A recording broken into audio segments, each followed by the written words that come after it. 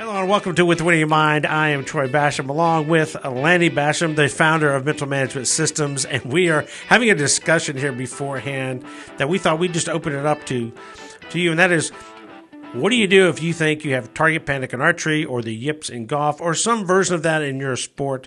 We've heard that many, many times over the years. It's like, oh, this player has the yips in golf. And then, of course, in archery, we've done a lot of work in archery. Heck, you've been working with archers since the late 70s. Yep. And we've had the luxury of working with the USA Archery national team for over a decade. And this thing about target panic comes up, but they're the same thing, just a different version of what you're calling it from one sport to the next. And it's basically where someone they just, pun intended, can't pull the trigger. You know, they're like, what am I doing here? I'm over the ball and I just can't execute the putt like I want. And I want it messing up, or I want it backing off, and it becomes very weird, very difficult to play well, very difficult to score, definitely difficult to get the shot off in archery. And so just discussing this, you know, is it normal? Is it something that's going to happen? If you're going to compete for a long time, oh, it's definitely going to happen, or is that not necessarily true? Does everyone view it the same way? Is there different things that could be going on? And as we discussed, I figured, well, why don't we give our audience our view on what we think that is? So I'll let you take it away. Well, it happens a lot when people call us up and I'm always interested in, by the way, if you don't know this, but we offer a free 20-minute consultation to kind of tell you how we help with people, how we have courses and we have consultation and things like that. But a part of that 20-minute consultation is I'm interested to know what keeps you up at night. You know, what's the thing that made you pick up the phone and call Mental Management Systems and said, look, I'm sick and tired of this. I want to fix it. I want a solution to this problem. What is the thing that keeps you up? And occasionally we'll get this. Well, I just freeze up. I mean, I cannot execute. I have no problem in training. I perform well in training. I run my system. I know that whatever system they're running, they can produce in training. But when they get in tournaments where they want to do better, they tend to freeze up in some way. I was talking to a breakaway roper recently, and about her situation is that she comes out of the chute real quick. She gets on the calf right. She's in the right spot, and just at the right time that she's going to throw her rope, she freezes up, and that's freaking her out. And so we're going to have a conversation to talk about how to fix that or how to deal with that. And it's not a simple topic, not a simple solution. There are several different types of freezing up. In rifle shooting, we call it flinch, or in shotgun shooting, sometimes the shotgun shooters just don't shoot. You know, they Yeah, and you know what they do to fix it in shotgun? What? Which you can't do in rifle. It's illegal in rifle shooting, but in shotgun, one of the ways they fix it is a reverse trigger. Yeah, they try to fix it with a release trigger. And in archery, they try to change their the release. If they're a compound shooter, most common thing is I'll just change my release. I'll go to a back tension release instead of maybe a thumb release. Yeah. And so they use equipment to try to solve what you and I would say is a mental issue. Yeah, it's a mental issue. Yeah, the problem is in golf, that's pretty difficult to do.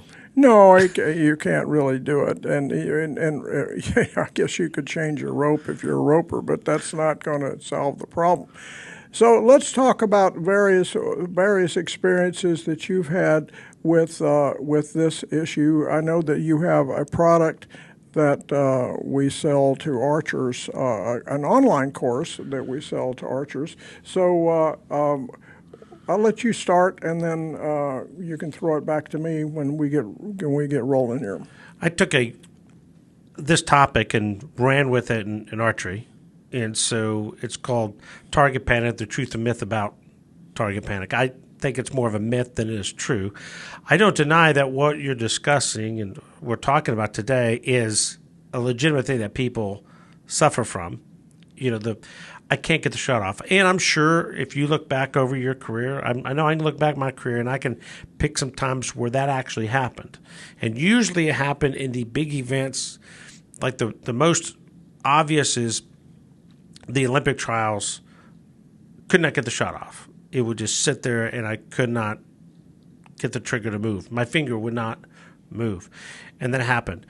The reason why I think that is for most people, I say most people, I think 90%. Now, I do think there's an exception to the rule.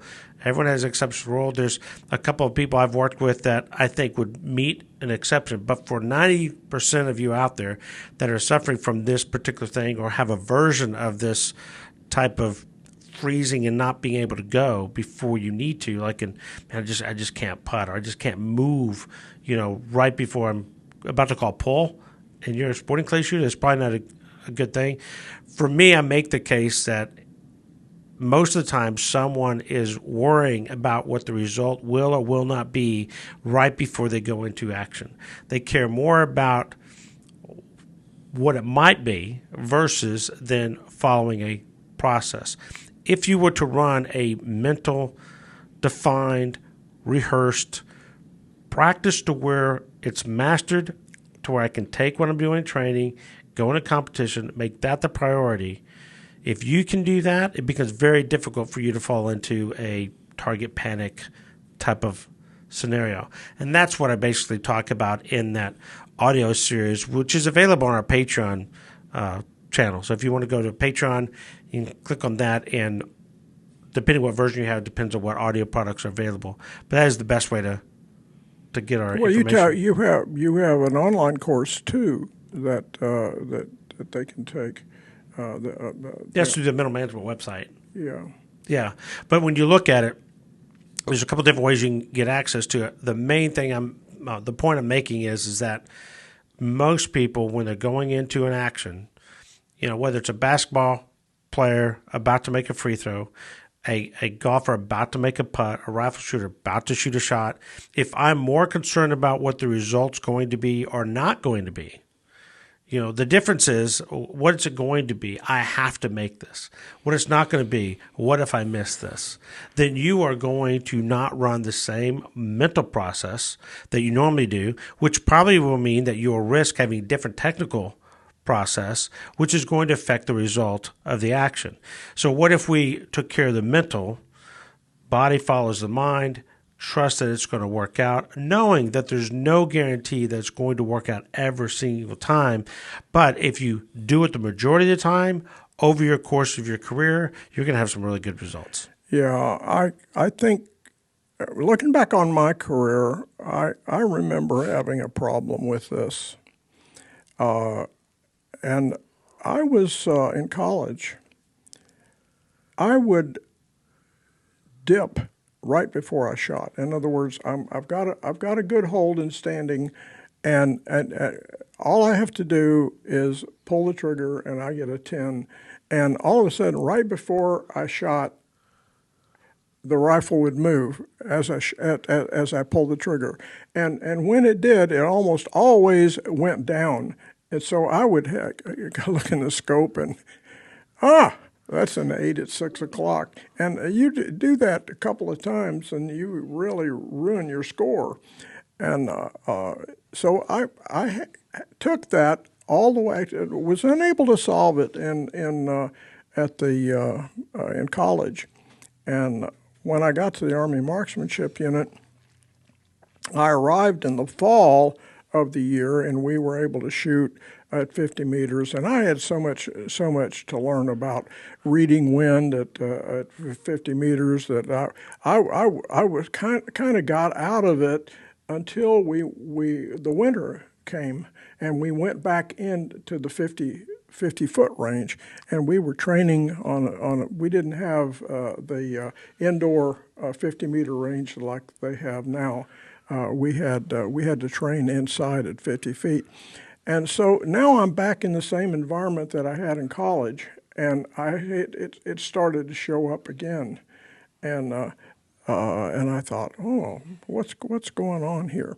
And looking back on it, and it finally just kind of went away on its own. I don't have any real solution for why that disappeared, but it disappeared before I got back into the spring.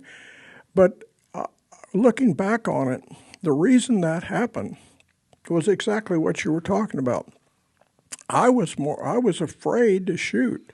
I was afraid I was going to shoot a bad shot. And the more I thought about and tried to correct that 8 at 6 o'clock, I produced more 8s at 6 o'clock. And so you can't go there. You got to focus on what's the correct way. What's the step that you're on, and the step that I'm on is we would call that the point of focus. And for rifle shooters, the solution to that is to focus on follow through and make sure that you have a smooth follow through. So you're going to execute the trigger and not move the rifle. But for my person that I'm going to be working with probably today, when I talk to her, I think that the real solution for her issue is she's afraid that she won't perform well. She'll either miss the calf, or she will have a slow time, or she does everything right in training, but when she goes to the tournament, she's afraid that she's going to not do well, and so the fear of not doing well is causing the freeze, causing this issue to happen, worrying about outcome, and this is a plague that has many forms. It can result in overtrying, and we talk a lot about overtrying in these programs, and it's a pandemic in sport where people want to do well, and so they deviate from the program that they use in training and add something to it. Like, I'm going to do something extra. I'm going to be careful, and careful slows you down. Careful is you're not being careful in practice and training when you're performing great. You're letting the shot happen, but now you're trying to make it happen. But I want to offer another solution that we don't talk about too much, and that is you have to realize that the best way to beat any kind of fear-related issue is to understand that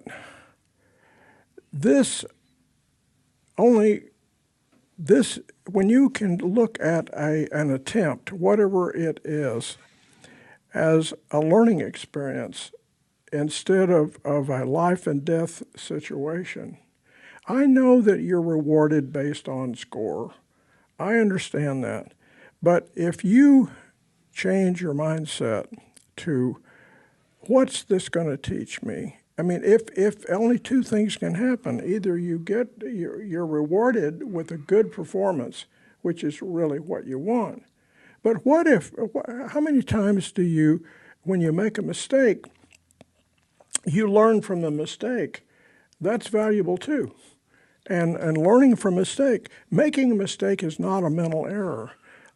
Making a mistake and learning from it is a requirement to get better.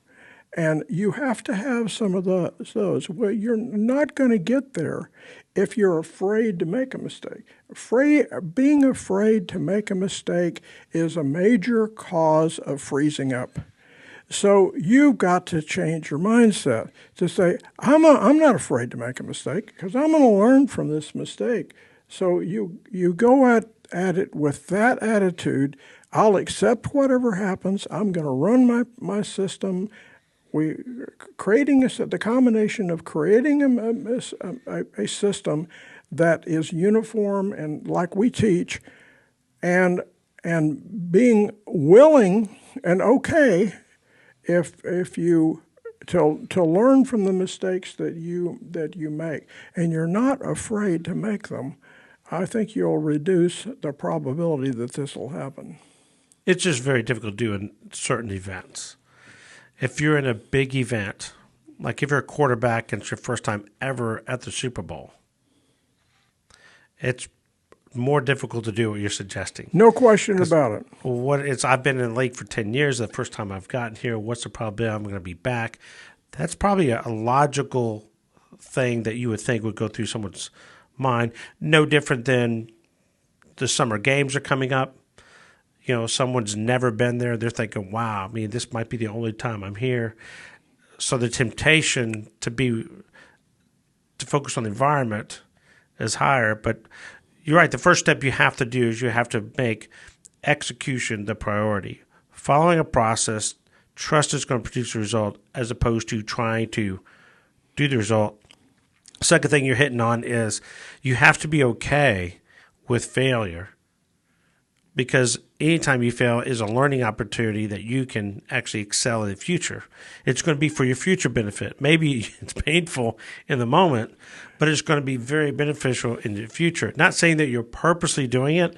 It's just if it comes, it's not that bad of a thing. It's actually could be something for a benefit to you. Well, I put it this way. I don't advocate that you go out and make a mistake so that you can learn from it. You're going to make mistakes anyway, but don't be afraid to make them. In other words, I think the fear of making a mistake is what causes some people to freeze up. And so if you are open to the idea that when this happens, I'm going to learn from the mistakes that I make, and accept the fact that when I do well, I'm going to reinforce that, and when I don't do well, I'm going to learn from it. When both of those are positive outcomes, and so you're not fearful of a bad run or a bad shot or things like that. And because you're not fearful of it, because you've got a strategy to deal with that, the probability that distraction is going to be a problem for you is diminished. And I think that's the thing that we're really looking at. When I'm working with shotgun shooters, I find that normally if I have a problem with that with a client, or if they have a problem with that in shotgun shooting, there are two reasons why that occurs, and when you fix both of these, that stops, and that is they're not seeing the target well to start with. So the shooters that if you don't see the target and you're behind it when you do catch up with your vision, and so now you're either forced to make a bad move on the target, or you just don't shoot at all, and that's one thing. So the solution is to make sure that you pick up the target visually correctly every time. That's one thing. And the second thing that I advocate is that ask them to tell me what you're thinking about in the anticipation phase of a shot. And most of the time, even if they're a client of ours, sometimes they either misunderstand what we're saying about the commitment step, or they don't have a commitment step, or they don't do it correctly.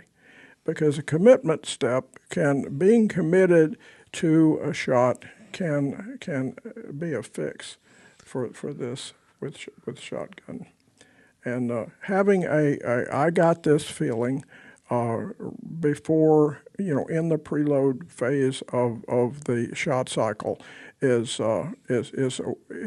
something that you can actively do in a big tournament to make sure that you are committed. That doesn't beefing up a commitment step doesn't tend to cause overtrying. Now, if you if you're where overtrying occurs is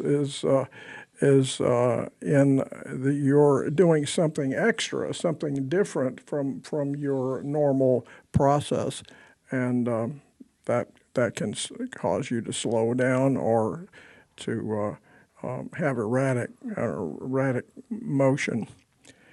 So I think that this idea of freezing up is fixable. It's not permanent. It's not even common among shooters or people, but it occurs, and when it occurs, it needs a solution. Yeah, and it's definitely a mental thing as far as a thought process. And I think when people understand how the conscious, subconscious, self-image work together to generate performance, and they put together a mental program in competition, it makes it easier to follow the steps, makes it easier to make that primary, and it should produce the results you want. If you develop a mental technical system that produces the results you want and you train that, shouldn't you expect that should work in competition? And if you trust that, and it does, it makes it easier for you. And that's why I think most of the people who are dominating are good, because they're very good at doing exactly that. They're not falling into that pitfall of, oh, I need to shoot a shot here. They don't fall into the environment is changing. And it doesn't have to be that way. You can actually overcome the solution by running a good mental process. And I would say 90% of the time, the ones who do excel and wind up reaching that next level. This is going to sound, I don't know, controversial, I guess, but I stopped trying to win when I was shooting.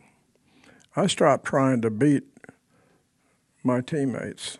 I stopped trying to get a 10 while I was shooting. I started trying to run a really good mental process, and that was the turning point in my career. From someone who could not win, I was shooting really good scores in training. I'd go to tournaments, and my scores would be lower in tournaments than in practice. And when I changed from focusing on getting a 10 and winning and beating people and things like that while I was shooting. Now, I'm not against winning, or thinking about winning, or thinking about score, or thinking about beating your teammates. There's a time to think about that, but it's not while you're competing. Because while you're competing, you're probably, when you're shooting really good scores in training, you're probably not thinking about beating anybody. You're just in a flow, and your rhythm, and you're shooting really good, and everything's fine. And well, why doesn't that happen in a tournament? Well, you change what's important. So now a score is important. Well, if you always train where execution is important, process is primary, and you go to tournament and you do the same thing, you're going to have consistency in tournaments as well. And if you want to know more about creating a mental process and defining just exactly what we mean by that, you can check us out at mentalmanagement.com. Again, if you like this information, hit that thumbs up button. Think about subscribing. Share this with other people, and we'll see you next time.